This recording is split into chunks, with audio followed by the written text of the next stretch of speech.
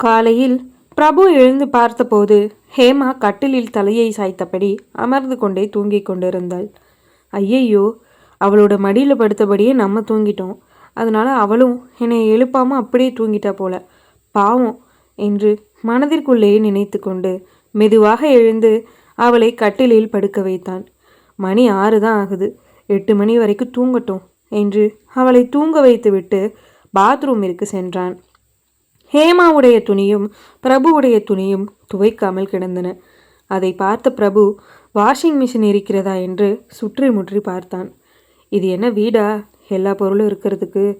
நம்ம கையாலேயே துவைப்போம் என்று உள்ளுக்குள் நினைத்து கொண்டு அனைத்து துணிகளையும் துவைக்க தொடங்கினான்.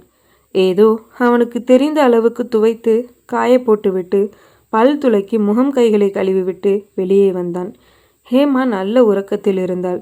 சரி, நம்ம போய் டீ வாங்கிட்டு வருவோம் என்று அவளை உள்ளே வைத்து பூட்டிவிட்டு ஃப்ளாஸ்கை எடுத்துக்கொண்டு கிளம்பினான். சுற்றி முற்றி அலைந்து எப்படியோ ஒரு டீ கடையை கண்டுபிடித்து டீயை வாங்கி கொண்டு வந்தான். அவன் ரூமிற்குள் நுழைந்த நேரம் ஹேமாவும் தூங்கி முடித்தாள். என்னை விட்டுட்டு எங்கடா போன என்றாள். எங்கேயும் போகலை, டீ வாங்க தான் போனேன். போய் பல்ல விளக்கிட்டு வாடி, டீ குடிப்போம் என்றான். அவளும் எழுந்து பல் துளைக்கி விட்டு வெளியே வந்தாள். டே, ஏன் உனக்கு இந்த வேண்டாத வேலை என்று சத்தமிட்டு கொண்டே வந்தாள். ஏண்டி, என்னாச்சு? நான் என்ன பண்ணேன் என்றான் அவன். துணியை நைட்டு ஊற வச்சுட்டு படுத்தேன். நீ ஏன் அதை எடுத்து துவைச்ச? நான் துவைச்சிருப்பேன்ல, உனக்கு தான் இப்போ தேவையில்லாமல் கஷ்டம் என்றாள். எனக்கு கஷ்டம்னு நான் உன்கிட்ட சொன்னேனா? நான் உனக்காக ஆசைப்பட்டு செஞ்சேன்டி. தூங்கி எழுந்த உடனே இந்த துணியை துவைக்கணுமான்னு தோணும். ஒரே அலுப்பாக இருக்கும்டி. அது உனக்கு மட்டும் இல்லை, எல்லா பொண்ணுங்களுக்கும் அப்படி தோணும். காலையில் தூங்கி எழுந்ததும் யாராவது கையில் டீயை கொண்டு வந்து நீட்டினா நல்லா இருக்கும்னு தோணும். இது பொண்ணுங்களுக்கு மட்டும் இல்லை, தனியாக இருக்க பேச்சுலர் பசங்களுக்கும் தோணும். அதான் உனக்கு அந்த கஷ்டத்தை கொடுக்கக்கூடாதுன்னு நினச்சேன் என்றான். நான் என்ன தினமும் துணி துவைச்சி வேலை பார்க்குறேன்னா? இங்கே இருக்கிற வரைக்கும் தானே செய்ய போகிறேன் என்றாள். எங்கே இருந்தாலும் சரி, நீ கஷ்டப்படக்கூடாது, அவ்வளோதான் எனக்கு வேணும் என்றான். அவளும் சிரித்து கொண்டே கட்டி அணைத்து, என்னை உனக்கு அவ்வளோ பிடிக்குமாடா என்றாள். என்னடி இப்படி கேட்குற? நீ தாண்டி என்னோட உயிர் என்று சொல்லிக்கொண்டே அவள் நெற்றியில் முத்தமிட்டான். அவள் அப்படியே மெய் மறந்து போய் நின்றாள். என்னடி, ஒரு முத்தம் கொடுத்ததுக்கே இப்படி உறைஞ்சு போய் நிற்கிற என்றான் பிரபு. இல்லைடா, பொண்ணுங்களுக்கு கன்னத்தில் உதட்டில் கொடுக்குற முத்தத்தை விட நெத்தியில் கொடுக்குற முத்தம் தான் ரொம்ப பிடிக்கும். அதான் மெய் மறந்து போயிட்டேன் என்றாள். ஓஹோ, அப்படியா? இது இவ்வளோ நாளாக தெரியாமல் போயிடுச்சே. சரி, இனிமேல் தினமும் கொடுக்குறேன் என்றான். அவளும் சிரித்து கொண்டே தலையை ஆட்டினாள். சரி வா, டீ குடிப்போம் என்று 2 கப்பில் டீயை ஊற்றி அவள் கையில் கொடுத்தான். அவளும் டீயை கையில் வாங்கி கொண்டு பிரபுவின் மார்பில் தலையை சாய்த்தாள். இதை பார்த்த பிரபு, என்னடி பாப்பா, உங்கள் அம்மா அப்பாவை பார்க்கணும் போல இருக்கா என்றான். அதெல்லாம் ஒன்றும் இல்லைடா என்றாள் அவள். அப்புறம் ஏண்டி ஒரு மாதிரி சோகமாக இருக்க, என்னன்னு சொல்லு என்றான். இல்லைடா, கல்யாணம் ஆன புதுசில் உன்னை கண்டுக்க கூட மாட்டேன், உன்னை ரொம்ப கஷ்டப்படுத்துவேன். அப்போது அது எனக்கு பெருசாக தெரியல, ஆனால் இப்போ அதை பற்றி யோசித்தாலே ரொம்ப கஷ்டமாக இருக்குது. நீ என்னை எவ்வளோ காதலிக்கிறேன்னு இப்போ தான் எனக்கு புரியுது. நான் உன்னை கஷ்டப்படுத்தினதை மனசில் வச்சுட்டு என்னை விட்டுட்டு மட்டும் போயிடாதடா என்று அவன் கைகளை இறுக்கி பிடித்தாள். சீ, என்னடி இப்படி சொல்லிட்ட? நான் உன்னை விட்டுட்டு போகிறதுக்கெல்லாம் வாய்ப்பே இல்லை. கல்யாணம் பண்ண புதுசில் உனக்கு என் மேலே காதல் இல்லை, அதனால நீ அப்படி நடந்துக்கிட்ட. நீ ஒன்றும் என்னையை கஷ்டப்படுத்தலை, விலகி தான் போனேன். அது எந்த விதத்துலையும் என்னையை பாதிக்கலை. ஏன்னா நான் உன்னை காதலிக்கிறேன். அப்போலேருந்து இப்போ வரைக்கும் நீ என்ன செஞ்சாலும் நான் அதை ரசிப்பேனே தவிர ஒரு நாளும் உன்னை வெறுக்க மாட்டேன். உன்னை விட்டுட்டு போயிடுவேன்னு பயப்படாத. உன் மேலே சத்தியமாக நான் உன்னை விட்டுட்டு என்றைக்கும் போக மாட்டேன் என்று அவள் தலையில் அடித்து சத்தியம் செய்தான். ஹேமாவுக்கு அப்போதுதான் ஒரு நம்பிக்கை வந்தது. நம்பிக்கை வந்துருச்சா? டீயை குடி என்றான். அவளும் அவன் கைகளை பிடித்தபடியே டீயை குடித்தாள். பிரபு, சினிமாவுக்கு எத்தனை மணிக்கு போகணும் என்றாள். நம்ம 10 மணிக்கு போனால் போதும். படம் 10:30க்கு தான் ஆரம்பிக்கும். மணி இப்போ 7 தான் ஆகுது. 9 மணிக்கு கிளம்பலாம் என்றான். சரிடா, நான் கொஞ்ச நேரம் உன்னோட மடியில் படுத்துக்கவா என்றாள் ஹேமா. என்னடி இப்படி கேட்குற? வா என்று அவளை கட்டி அணைத்து மடியில் படுக்க வைத்து கொண்டான். நீ எனக்கு கிடைக்கவே மாட்டேன்னு நினச்சேன். கடைசி வரைக்கும் உன்னையே மனசில் நினச்சிட்டு காலத்தை ஓட்டிடலாங்கிற முடிவுக்கு வந்தேன். அந்த சமயம்தான் நீ என்னோடய வாழ்க்கையில் வந்த. என்னைய பிடிக்காம கல்யாணம் பண்ணிக்கிட்டேன். ஆனால் இப்போது நான் இல்லாமல் உன்னால் கொஞ்சம் நேரம் கூட இருக்க முடியல. நீ எனக்கு கிடைச்ச வரண்டி. எல்லாமே என்னோடய வாழ்க்கையில் இருந்தும் அன்பு காட்ட யாரும் இல்லையேன்னு நினச்சி வருத்தப்பட்டேன். ஆனால் நீ என்னோடய வாழ்க்கையில் வந்ததுக்கப்புறம்தான் எனக்கு எல்லாமே கிடைச்ச மாதிரி இருக்குது. வரமாக கிடைச்ச உன்னை நான் எப்படிடி தொலைப்பேன்? என்றைக்கும் உன்னை கைவிட மாட்டேன் என்று மனதிற்குள்ளே நினைத்து கொண்டு கண் கலங்கியபடியே அவள் தலைமுடியை கோதினான். சிறிது நேரம் அவன் மடியில் படுத்து கிடந்தவள் மீண்டும் எழுந்து அவன் மீது அமர்ந்து கொண்டு அவன் மார்பில் தலையை சாய்த்தாள். அவளுடைய ஏக்கம் அவனுக்கு புரிந்தது. என்னை காயப்படுத்தி விட்டோம் என்ற கவலையில் அவள் வாடுகிறாள் என்பதை புரிந்து கொண்டு அவளை அரவணைத்து கொண்டான். சிறிது நேரத்தில் தானாகவே இயல்பு நிலைக்கு வந்து அவன் மார்பில் முத்தமிட்டாள். அவனும் அவள் இரு கன்னங்களையும் இறுக்கமாக பிடித்து உதட்டில் முத்தமிட்டு, வா கிளம்பலாம் என்றான். சரி, நான் போய் முதல்ல குளிச்சுட்டு வரேன், ஏன்னா நான் கிளம்ப தான் லேட் ஆகும் என்றாள். எதுக்கு டைமை வேஸ்ட் பண்ணணும்? 2 பேரும் சேர்ந்து குளிச்சா சீக்கிரம் கிளம்பலாம்ல என்றான் பிரபு. ரொம்ப ஆசை தான் உனக்கு. நீ இரு, நான் குளிச்சுட்டு வரேன் என்றாள். அதெல்லாம் முடியாது, நானும் வருவேன் என்று அடம் பிடித்தான். இவனை இப்படியே விட்டால் நம்மளையும் குளிக்க விட மாட்டான் என்று, சரிவா சேர்ந்தே குளிப்போம் என்று ஒரு முடிவுக்கு வந்தாள் ஹேமா. பிரபுவும் பல்லை காட்டிக்கொண்டு அவள் பின்னாலேயே சென்றான். பாத்ரூமிற்குள் நுழைந்தவுடன் பிரபுவுக்கு ஒரே வெட்கம். 2 கைகளையும் வைத்து முகத்தை மூடிக்கொண்டான்.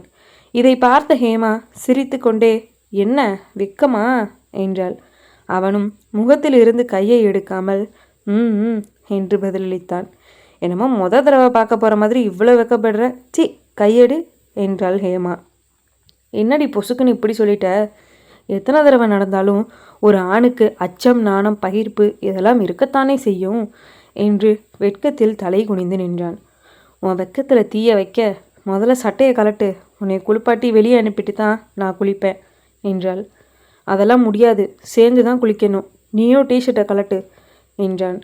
அப்போதுதான் அவளுக்கு வெட்கம் வந்தது. இப்போ தெரியுதா ஏன் வெக்கம் வந்துச்சுன்னு? ஒழுங்கு மரியாதையாக கலட்டடி என்றான். அவளும் வெட்கத்தில் சிரித்து கொண்டே உடையை கலட்டினாள். பிரபுவும் தன் சட்டையை அவிழ்த்தான். ஹேமா 2 கைகளையும் வைத்து தன் உடம்பை மறைத்தாள். என்னடி மறைக்கிற என்று அவள் கையை தட்டிவிட்டு அவளை நெருங்கி சென்றான். அவளும் பின்னே நகர்ந்து சென்றாள். அப்படியே அவளை தூக்கி கொண்டு போய் மெத்தையில் போட்டான். டே விடுடா, மணி ஆகுது, கிளம்பணும் என்றாள் ஹேமா. அதெல்லாம் பொறுமையாக கிளம்பலாம் என்று சொல்லிக்கொண்டே லைட்டை அணைத்துவிட்டு அவள் மீது போர்வையை போர்த்தினான். போர்வையை திறந்து அவனும் போர்வைக்குள் நுழைந்தான். ஹே, எனக்கு ரொம்ப வெக்கமாக இருக்கு என்றாள் ஹேமா. பிரபு சிரித்து கொண்டே, இதைத்தான் நானும் சொன்னேன், நீ நம்பலை, அதான் இங்கே தூக்கிட்டு வந்தேன் என்றான். சரி நம்புறேன் விடு என்றாள். அதை எப்படி சும்மா விட முடியும் என்று அவளை தூக்கி அவன் மீது படுக்க வைத்து கொண்டான். ஹேமாவும் அவன் மார்பில் முகத்தை பதித்து வெட்கத்தை மறைத்து கொண்டாள். ஹே இங்கே வா என்று அவளை தலையணையில் படுக்க வைத்து அவள் இடுப்பில் முத்தமிட்டான். அவள் கூச்சத்தில் அவன் தோள்களை அழுத்தினாள். அவனும் இடைவிடாது அவள் இடையில் முத்தமிட்டு கூச்சமூட்டினான். கூச்சத்தில் அவள் கைவிரலை கடித்தாள் ஹேமா. என்னடி கடிக்கிற என்று அவளை வெட்கத்தில் ஆழ்த்தி காமத்தை ஊட்டினான். அவளும் கண்கள் சொருகிய நிலையில் அடங்கி போனாள். சிறிது நேரம் இருவரும் முத்தமலையை பொழிந்து மெத்தையிலேயே படுத்திருந்தனர். யதார்த்தமாக மணியை பார்த்தாள் ஹேமா. மணி 8:30 ஆனது. வாடா குளிப்போம், மணி 8:30 ஆகுது, பொறுமையாக கிளம்புனா கூட 10 மணிக்கு போயிடலாம் என்றாள். சரி வா என்று அவளை பாத்ரூமிற்கு அழைத்து சென்றான். அவளை நன்கு தேய்த்து குளிப்பாட்டி விட்டான் பிரபு. அவளும் அவனுக்கு முதுகு தேய்த்து விட்டாள். இருவரும் சேர்ந்து குளித்துவிட்டு வெளியே வந்தனர். பிரபு ஹேமாவுக்கு உடல் தலை அனைத்தையும் துடைத்து விட்டான். அவளும் கிளம்பத் தொடங்கினாள். பொறுமையாக கிளம்புடி, ஹோட்டலில் சாப்பிட்டு போவோம் என்றான். சரிடா, இந்தா சட்டையை போட்டுக்கோ என்று அயன் செய்து கொண்டு வந்த சட்டையை அவன் கையில் கொடுத்தாள். அவனும் கிளம்ப ஆரம்பித்தான். இருவரும் 1 மணி நேரத்தில் கிளம்பி நின்றனர். வா முதல்ல ஹோட்டல் போகலாம் என்று அவளை அருகில் இருக்கும் ஹோட்டலுக்கு அழைத்து சென்றான். இருவரும் காலையில் அதிகம் சாப்பிட வேண்டாம் என்று இட்லியை மட்டும் சாப்பிட்டு விட்டு கிளம்பினர். ஏன்டா இங்கே வந்து தேட்டர் போகிறோம், இனிமேல் நம்ம ஊர்லேயே போகலாம் என்றாள். இல்லடி, மலர் கண்காட்சி சாயங்காலம் போனால் தான் நல்லாயிருக்கும். வந்ததுலேருந்து உன்னை எங்கேயும் கூட்டிகிட்டு போகலை, அதான் தேட்டர் கூட்டிகிட்டு போகிறேன். சென்னை போனதுக்கப்புறம் அங்கே உள்ள தேட்டருக்கு போகலாம் என்றான். ஓ சரி சரி, ஒன்றும் பிரச்சனை இல்லை, பார்த்து கார் ஓட்டு என்றாள். காரில் பாட்டை ஓடவிட்டு அதை இருவரும் சேர்ந்து பாடிக்கொண்டே தியேட்டர் வந்து சேர்ந்தனர். டிக்கெட்டை காண்பித்துவிட்டு ஹேமா கையை பிடித்து கொண்டு உள்ளே சென்றான் பிரபு. இருவரும் சீட்டை தேடி கண்டுபிடித்து அமர்ந்தனர். ஏதாவது ஸ்நாக்ஸ் வேணுமாடி என்றான் பிரபு. இல்லை, இப்போ தானே சாப்பிட்டு வந்தோம், இன்டர்வெல்லில் வாங்கிக்கலாம் என்றாள். சரி ஓகே, படம் ஆரம்பிக்க இன்னும் 10 நிமிஷம் ஆகும், கொஞ்சம் வெயிட் பண்ணு என்றான். சரிடா என்றாள் அவளும். ஏசி காத்து இருவருக்கும் குளிரத் தொடங்கியது. இருவரும் கைகளை இறுக்கி கோர்த்து கொண்டனர். செம்மையாக குளிருதில்ல என்றான் பிரபு. ஆமாண்டா, குளிர் தாங்க முடியலை, எப்படி படத்தை பார்த்து முடிக்க போகிறோமோ என்றாள். அதெல்லாம் பார்க்கலாம், ஒன்றும் கவலைப்படாத என்றான் பிரபு. பாருடா, படம் தொடங்கிருச்சு என்றாள் ஹேமா. இருவரும் இணைந்து படத்தை பார்க்க தொடங்கினர். படம் பாதி கூட முடியவில்லை. அதற்குள் என்னால் குளிர் தாங்க முடியல என்று நடுங்கினாள் ஹேமா. பிரபுவும் அவள் அருகில் வந்து அவள் கைகளை இறுக்கி பிடித்து கொண்டான். மெல்ல அவள் உதட்டோடு உதட்டை சேர்த்து முத்தமிட்டான். அவன் கை சூடும் உதட்டுச் சூடும் சற்று இதமாக இருந்தது அவளுக்கு. போதும் விடு, யாராவது பாத்திர போகிறாங்க என்று விலகினாள். ரொம்ப குளிர் தாங்க முடியலன்னா சொல்லுடி, கிளம்பிடுவோம் என்றான். அதாண்டா நானும் யோசித்தேன், என்னால் சுத்தமாக முடியல, ரொம்ப குளிருது என்றாள். சரிவா கிளம்பலாம், ஊருக்கு போனதும் தேட்டர் போய் படம் பார்த்துக்கலாம் என்றான். அவளும் சரி என்று கிளம்பினாள். காரை எடுத்துக்கொண்டு ஹோட்டல் ரூமுக்கு அழைத்து வந்தான். ஹேமாவுக்கு நடுங்க ஆரம்பித்தது. என்னடி, குளிர்காய்ச்சல் வரப்போகுதா என்றான். தெரியலடா, ஆனால் ரொம்ப நடுங்குது, ஏதாவது சூடான பொருளை கட்டி பிடிச்சிக்கணும் போல இருக்கு என்றாள். சரி வா என்று ரூம் கதவை திறந்தான். ஹேமா அப்படியே மெத்தையில் படுத்துக்கொண்டு நடுங்கினாள்.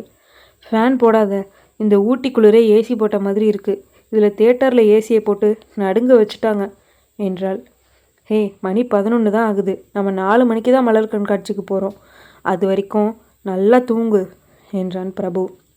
எங்கே தூங்குறது, உடம்பு ரொம்ப நடுங்குது, காய்ச்சல் வரப்போகுதுன்னு நினைக்கிறேன் என்றாள். அதெல்லாம் ஒன்றும் இல்லை, நானும் வரேன் பக்கத்தில் என்று ரூமை லாக் செய்துவிட்டு லைட்டை அணைத்தான். பிறகு ஒரு போர்வையை எடுத்து கொண்டு வந்து அவள் பக்கத்தில் படுத்தான். தூங்கு என்று போர்வையை போர்த்தி அவளை தட்டி கொடுத்தான். அவளும் தூங்க முயற்சி செய்து தோர்த்து போனாள். என்னம்மா, தூக்கம் வரலையா என்றான். ஆமாண்டா, குளிர் தாங்க முடியல என்றாள். சரி, வேறு வழி இல்லை என்று அவன் சட்டையை கலற்றினான். என்னை கட்டி பிடிச்சிக்கோ, குளிராது என்றான். உனக்கு குளிரவே இல்லையாடா, எனக்கு மட்டும் நடுங்குது என்றாள். குளிர்ச்சி தான், ஆனால் தாங்கிக்கிட்டேன், உன்னால் தாங்க முடியல, அதான் குளிர் காய்ச்சல் வர மாதிரி இருக்கு என்றான். இந்த ஆராய்ச்சியெல்லாம் நமக்கு எதுக்கு என்று பிரபுவை இறுக்கி கட்டி அணைத்தாள் ஹேமா. அவன் உடல் சூடு ஓரளவு அவள் குளிரை போக்கியது. அவன் உடல் கதகதப்பை பெற்றுக்கொண்டு அப்படியே உறங்கினாள். பிரபுவும் அப்படியே தூங்கி போனான். 11 மணிக்கு தூங்கிய பிரபு 1 மணிக்கு தான் எழுந்தான். ஹேமா அவனை கட்டிப்பிடித்தவாறே அசந்து தூங்கி கொண்டிருந்தாள். எழுந்தால் பசிக்குது என்பாள். என்ன செய்வது, நம்ம எந்திரிச்சா அவளும் முழிச்சுக்குவா என்று அவளை எழுப்ப மனமில்லாமல் ஃபோனை எடுத்து சாப்பாடு ஆர்டர் செய்தான். ஆர்டர் செய்த டெலிவரி மேனுக்கு ஃபோன் செய்து சாப்பாட்டை இவர்களுக்கென்று ஒதுக்கப்பட்டிருக்கும் கபோர்ட் நம்பரை சொல்லி அதில் வைத்துவிட்டு செல்லுமாறு கூறினான். அந்த டெலிவரி மேனும் சாப்பாட்டை வைத்துவிட்டு பிரபுவுக்கு ஃபோன் செய்து சொல்லிவிட்டு கிளம்பினார். தனக்காக மெனக்கெட்டு செய்ததால் பிரபு கொஞ்சம் டிப்ஸை அவருக்கு ஃபோன் மூலம் அனுப்பி வைத்து நன்றி கூறினான். சரி, சாப்பாடு வந்துருச்சு, ஹேமா எழுந்ததும் போய் எடுத்துக்கலாம் என்று மீண்டும் அவளை கட்டி அணைத்து கொண்டு படுத்தான். மணி 3க்கு மேல் ஆகிவிட்டது. ஆனால் ஹேமா எழுந்திருக்கவில்லை. பிரபுவுக்கு சற்று பயம் வந்துவிட்டது. சரி, எழுப்பிவிடலாம் என்று மெல்லமாக எழுப்பினான். அவளால் கண்களை கூட திறக்க முடியவில்லை. அந்த அளவுக்கு சோர்வாக இருந்தாள். என்னடி பண்ணுது உடம்புக்கு, சொல்லு என்றான். இல்லடா, என்னால் முடியலை, அசதியாக இருக்கு என்றாள். சரி, ஹாஸ்பிட்டல் போகலாம் என்றான். அவளும் சரி என்றாள். வெளியில் உள்ளவர்களிடம் ஹாஸ்பிட்டல் எங்கு இருக்கிறது என்று கேட்டு விசாரித்து கொண்டு ரூமை பூட்டிவிட்டு ஹேமாவை தூக்கி கொண்டு சென்றான். அவளை காரில் அமர வைத்து ஹாஸ்பிட்டலுக்கு அழைத்து சென்றான். நீண்ட நேரம் பரிசோதித்த மருத்துவர், ஒன்றும் பிரச்சனை இல்லை, உள்ஜரம் வந்திருக்கு என்று மாத்திரை எழுதி கொடுத்து ஓய்வெடுக்க சொல்லி அறிவுறுத்தினார். பிரபு ஹேமாவை அழைத்து கொண்டு மீண்டும் ரூமுக்கு வந்தான். ஹேமாவை படுக்க வைத்துவிட்டு ஆர்டர் செய்த உணவை தூக்கி எறிந்துவிட்டு வேறு உணவை வாங்கி வந்தான். சாப்பிட்டு மாத்திரையை போடு என்று கொஞ்சம் கொஞ்சமாக சாப்பாட்டை எடுத்து ஊட்டினான். அவளும் சாப்பிட்டாள். அவள் சாப்பிட்டு முடித்ததும் மாத்திரையை கையில் எடுத்து கொடுத்தான். அவளும் அதை வாங்கி போட்டுக்கொண்டாள். பாப்பா, நான் உன்னை கேட்கவா என்று இழுத்தான். அவளும் என்னடா சொல்லு என்றாள். உனக்கு ஏதாவது ஆகிடுமோன்னு பயமாக இருக்குடி, நம்ம திரும்ப வீட்டுக்கே போயிடலாமா என்றான். அவளும் சரி என்று தலையை ஆட்டினாள். கோச்சிக்காதடி, அடுத்த மாதம் வேற எங்கேயாவது ஹனிமூன் போகலாம், ஊட்டி குளிர் உனக்கு ஒத்துக்கலை அதான் என்றான். கோச்சிக்கலாம் இல்லை, எனக்கும் வீட்டுக்கு போகணும்னு தான் தோணுது, நம்ம கிளம்பலாம் என்றாள். பிரபுவும் அனைத்து பொருட்களையும் எடுத்துக்கொண்டு போய் காரில் வைத்தான். ஹேமாவை தூக்கி கொண்டு வந்து காரில் அமர வைத்தான். இருவரும் சென்னைக்கே கிளம்பினர். நம்ம போய் சேர நைட்டு 3 மணி ஆகும். எங்கேயும் நிப்பாட்டாமல் நேராக வீட்டுக்கு தான் போகிற, நீ அப்படியே தூங்கு என்றான். ஹேமாவும் மாத்திரை போட்ட மயக்கத்தில் அப்படியே கண்ணசந்தாள். பிரபு எப்படியாவது இரவுக்குள் வீட்டுக்கு சென்றுவிட வேண்டுமென்று வழியில் எங்கேயும் காரை நிறுத்தாமல் சென்றான். இடையில் ஹேமா எங்கும் எழுந்திருக்கவில்லை. 2 மணி அளவிலேயே பிரபு வீடு வந்து சேர்ந்தான். சாவியை எடுத்துக்கொண்டு போய் வீட்டை திறந்தான். காரில் உள்ள அனைத்து லக்கேஜையும் எடுத்துக்கொண்டு போய் உள்ளே வைத்தான். வீடு வந்தது கூட தெரியாமல் நல்ல உறக்கத்தில் இருந்தாள் ஹேமா. அவளை மெதுவாக தூக்கி கொண்டு போய் ஹாலில் உள்ள சோபாவில் படுக்க வைத்தான். நேராக ரூமுக்கு சென்று ஒட்டடை அடித்து கூட்டி சுத்தம் செய்தான். பிறகு ஹேமாவை தூக்கி கொண்டு போய் மெத்தையில் படுக்க வைத்தான். ஹால், ரூம் என்று ஒரு இடம் விடாமல் கூட்டி சுத்தம் செய்த பின்புதான் பிரபு தூங்க சென்றான். ஹேமாவுக்கு போர்வையை போர்த்திவிட்டு பிரபுவும் அவளோடு சேர்ந்து உறங்கினான். பாகம் 14 சந்திப்போம். நன்றி.